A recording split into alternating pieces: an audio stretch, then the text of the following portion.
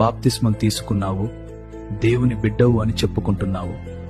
మరి ఇంకా ఆ లోకపు స్నేహాలు ఎందుకు వదలలేకపోతున్నావు? వాళ్లతో ఉంటే ప్రార్థన గుర్తొస్తుందా, లేక లోకపు అలవాట్లు గుర్తొస్తున్నాయా? దేవుని కంటే నీకు ఆ స్నేహితులే ఎక్కువైపోయారా?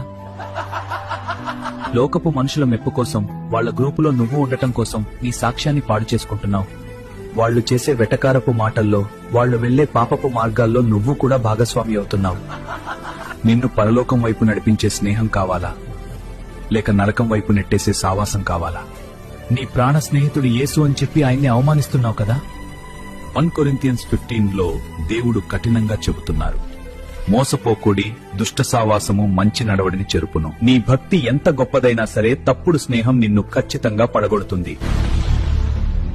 ఈ రోజైనా నీ చుట్టూ ఉన్న మనుషులని చూసుకో. నిన్ను దేవునికి దూరం చేసే ఆ స్నేహానికి స్వస్తి